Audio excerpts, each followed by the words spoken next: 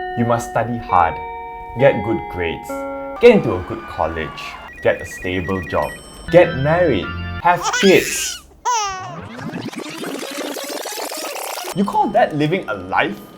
Okay, strictly speaking, there's nothing wrong with that if you're happy. But if you're not, there's so much more to life than just conforming to society's standards. I know, easy to say, hard to do, because we all need an SUV in our lives, right? But if you want one, and you don't want to follow the crowd, you're a wild child, you're an artist, what do you get then? Oh, hello.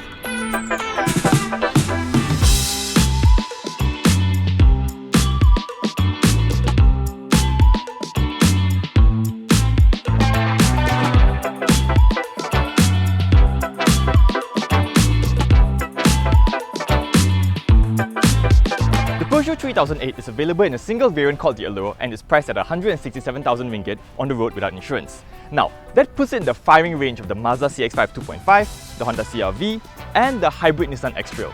Good choices, but safe. And looking at the 3008, I think it's got the competition beaten soundly in the looks department. Subjective, of course, so if you disagree with me, let's have a civilized discussion in the comments below. It's so much more nuanced. We have a frameless grille which does a very nice job of blending into the bodywork of the car. Check out these slats beneath the headlights here. Oh, speaking of headlights, we get full LEDs with auto high beam and cornering function. And these vertical DRLs here make the whole thing so much more distinctive. I like it. I really do. Anyway, moving on to the side, we get 18-inch Los Angeles alloy wheels wrapped in Continental cross-contact tyres. And to the rear, we've got full LEDs with the 3D Lion Claw signature, plus sequential indicators. Now the highlight to me really are those 3D Lion Claws though. You can't mistake it for anything else other than a modern Peugeot. Other than that, we've got a contrasting silver trim and squared off exhaust tips which are not quite real by the way. Anyway, all these add up to give it a bit more visual oomph over the safer, more conventional rivals, in my opinion. Since we're here, boot space. Pop the hands-free tailgate open, and what do we have here? 591 litres of space. For reference, the Honda CR-V, 522, the Mazda CX-5, 442 litres of space. Now if you need more than that, just fold the 60/40 rear seats completely flat and you get 1,670 litres of cargo space. There you go, enough cargo space for an entire family's worth of camera gear. See? Practicality can go hand in hand with quirkiness. And you know what? Since we're on the inside, let's go take a look what's up front. Sitting in a hot seat, you're going to immediately notice Peugeot's signature iCockpit architecture. I mean, we've got this silver trim around the center stack that helps to establish that whole cockpit feel. And I'm a huge fan of this denim-like soft kind of fabric that's on the door and across the dash here. It's a nice visual break from all that black and it really is very nice to the touch. What else? We've got soft touch material across most of the important touch points in the cabin and even ambient lighting, although that one's a bit hard to catch in daylight. All in all, first impressions, it's a pretty nice place to be. Looking straight ahead, there's a 12.3-inch digital cluster. No complaints right there, graphics are crisp, they're fluid and you get to cycle through multiple display styles to suit your mood. Lower down, we've got this small diameter 2-spoke steering wheel which feels really good in my hands. It takes some getting used to at first, but once you do, it's almost no going back. The paddle shifters, they are alright to operate. They're not the most tactile thing in the world, but it is what it is. With all that said, there is a small price to pay for being different. You see, with the steering wheel and the seats adjusted to my driving position, I can't really see the bottom of the instrument cluster because it's obscured by the top of this wheel. So I have to lean forward to see the odometer, the trip meter, if I'm in sports mode or not. You know, it's not a deal breaker, I'm just nitpicking here, but for those of a similar build or frame, something to take note of. As for infotainment, we've got a 10-inch touchscreen with wired Apple CarPlay and Android Auto. No major complaints, although sometimes it can be a little bit slow to respond to your inputs. As for the reverse camera, that one, to be honest, the quality is pretty shoddy.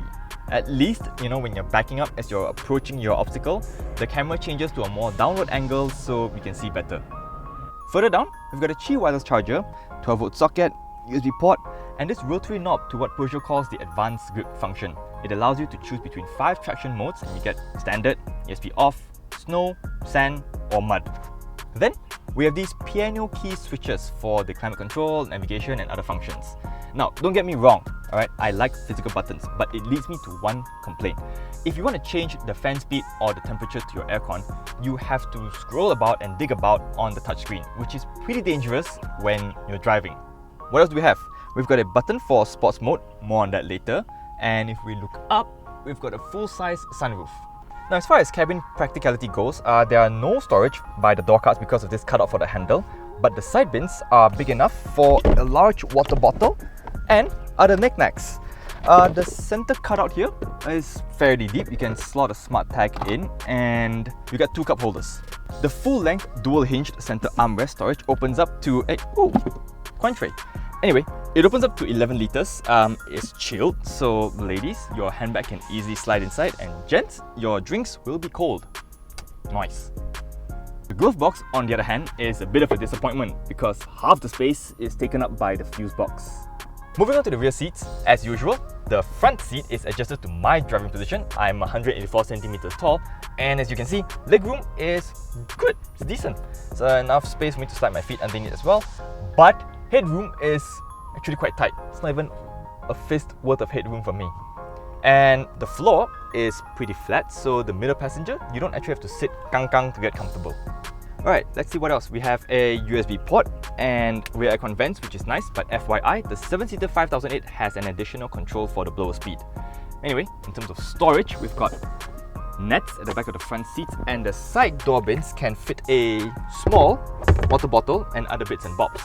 If you fold down the armrests, you get 2 cup holders. So yeah, all in all, there should be more than enough space for 2 average-sized adults to fit back here comfortably. 3, that's gonna be a bit more intimate.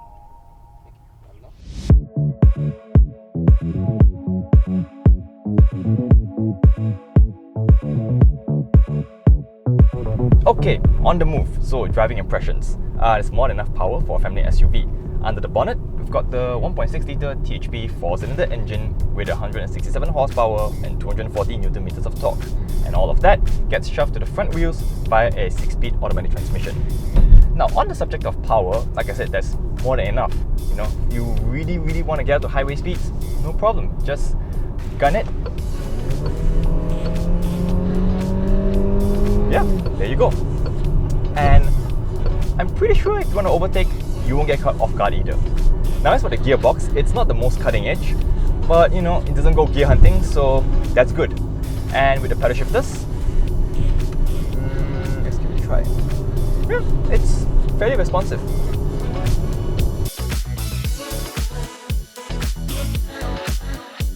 And if you want to make things a bit more spikier, sports mode, well, that's your answer.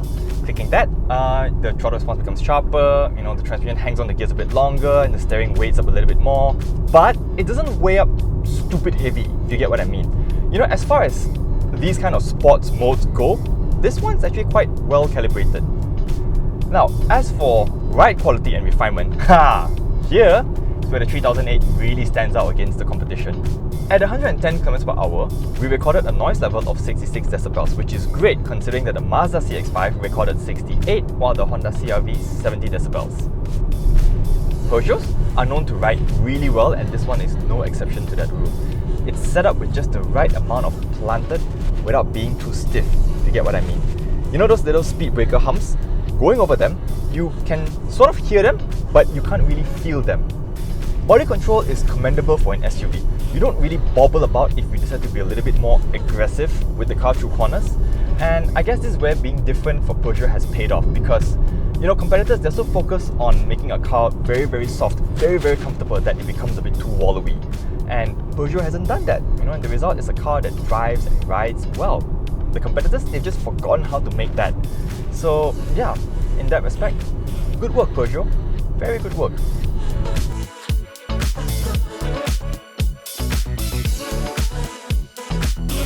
However, where the Peugeot 3008 falters is where safety kit is concerned.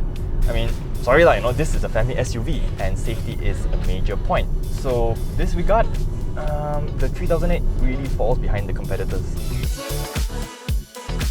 If we're talking about ADAS features, we get blind spot monitoring, speed limit recognition, lane keep assist, and driver attention warning. That one warns you to take a break after 2 hours of driving. Yeah, that's it. Autonomous emergency braking, adaptive cruise control, tak ada, sorry. At least airbag count stands at 6. In any case, this is one area where it's better to be mainstream and get up to speed with the safety kit offered in the competition.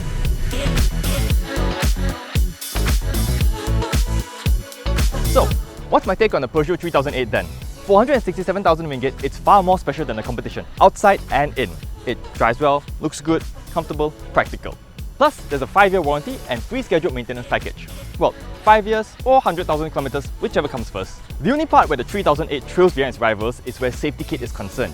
Now, if Peugeot can really up its game here, then I can fully recommend it. And on that note, I think it's time we call it a day. Thank you so much for watching. Please subscribe to our channel, hit that bell icon. Catch you guys in the next one, alright? Drive safe, everybody.